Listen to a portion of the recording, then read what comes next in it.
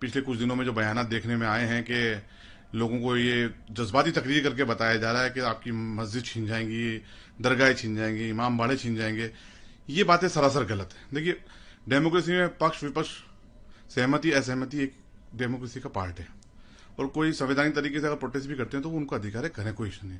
हो सकता है कुछ क्लॉज उनको आपत्ति हो, लेकिन जहां तक मेरा मानना यह है कि मौजूदा वक्फ एक्ट जो है उसमें अमेंडमेंट की सख्त जरूरत है, और मुसलमानों को किसी तरीके से भी इससे डरने की जरूरत नहीं है। देखिए, मीडिया पे आके बयान देना वो आधिकारिक बयान नहीं है। जब सरकार पार्लियामेंट में खड़े होकर आधिकारिक तौर पर बयान दे रही है, भारत सरकार, कि ये किसी के खिलाफ नहीं है, कोई आपकी मस्जिद दरगाहें नहीं छीनी जाएंगी, इमाम बाड़े नहीं छीने जाएंगे, तो हमें उस ऑथेंटिक बयान को, आधिकारिक बयान को मानना चाहिए। हिंदू धर्म के ऊपर लिमिटेशन अप्लाई नहीं होता, तो जो एनक्रोचर 12 साल से ओनर बन जाएगा वो ओनर बन जाएगा ना। अब ये बताइए कौन सा काम कर रहे हैं आप कौन सा प्रॉपर्टी बचा रहे हैं? ये पार्लियामेंट सामने मस्जिद है, आप वक्फ बाय यूजर निकाल के कह रहे हैं डिस्प्यूट गवर्नमेंट होगा, डिस्प्यूट होगा, ये गवर्नमेंट प्रॉपर्टी होगी। दिल्ली एलडीओ कहती है ये मस्जिद जो है हमारी है। कल कलेक्टर को आप पावर्स दे रहे हैं, गवर्नमेंट के ऑर्डर पे बोलेगा ये मस्जिद गवर्नमेंट प्रॉपर्टी, मस्जिद बंद हो जाएगी। फिर ये हम एग्जाम्पल दे रहे हैं आपको।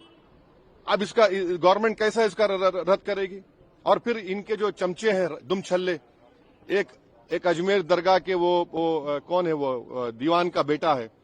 देखिए, ख्वाजा एक्ट के तहत वो दीवान गवर्नमेंट का एम्प्लॉय है, नौकर है वो गवर्नमेंट का, और आप लोग लिखते नहीं है, बोलते नहीं। उसको हर साल एक कोर्ट का, हाई कोर्ट के जजमेंट से उसको साल में 1.5 करोड़ रुपए मिलते हैं। वो बताए, वो दीवान का बेटा, कि भैया दीवान बताए कि कितना उन्होंने मुस्लिम महिलाओं के लिए, मुस्लिम बेवा महिलाओं के लिए, मुस्लिम यतीम बच्चों के लिए उन्होंने कौन सा मदद की। और उसका तो कोई वक्फ भी नहीं है। उनका कौन सा वक्फ है बताइए?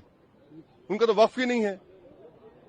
अच्छा, आपके किरण रिजिजू हैं, वो बुद्धिस्ट हैं, क्या वो बिहार कैंटोनमेंट बोर्ड मेंबर बन सकते? नहीं बन सकते। वो बोध गया बन सकते, जबकि कॉन्स्टिट्यूशन में आर्टिकल 25 में बुद्धिस्ट का डेफिनेशन भी हिंदू में आता है, मगर बिहार कैंटोनमेंट बोर्ड में लिखा सिर्फ हिंदू। सिख भी नहीं बन सकता, सिख भी हिंदू होता है लीगली, और बुद्धिस्ट भी होता है, वो अपने मेंबर नहीं बन सकते। तो अब यहां पर लाके आप नॉन मुस्लिम को ला रहे हैं, क्यों ला रहे हैं? ताकि नॉन मुस्लिम ज्यादा हो जाए स्टेट वक्फ बोर्ड में। उसके बाद आप वक्फ बाय यूजर के निकाल रहे हैं कंडीशन के साथ, तो आप पूरा कब्जा कर लेंगे आप। ये हमारा जेन्युइन कंसर्न है। ये कोई वक्फ को बचाने के लिए, वक्फ को इंप्रूवमेंट कर नहीं लाया जा रहा है। मुसलमानों से मस्जिदों को छीनने के लिए, दरगाहों को छीनने के लिए कानून ला रहे हैं।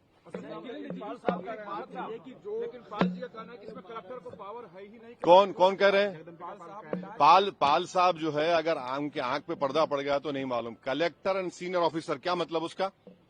सीनियर ऑफिसर को अपॉइंट कौन करता है? मैं करता हूं। देखिए, भारत में संविधान में theory of separation of powers है।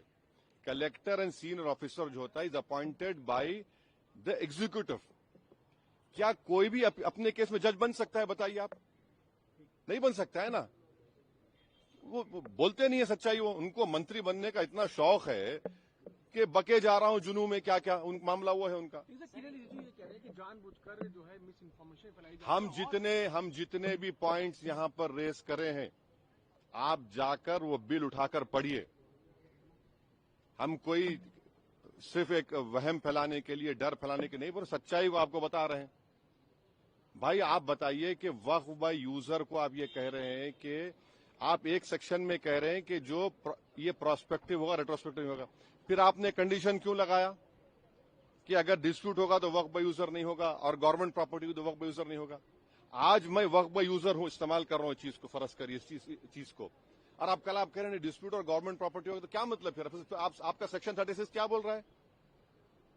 आप उसमें कह रहे हैं कि नहीं कोई जरूरत ही नहीं है, आप कर लीजिए। भाई, जो हिंदू धर्म में जो चीजें आप अलाउ कर रहे हैं, वो मुस्लिम धर्म में क्यों नहीं करना चाह रहे आप?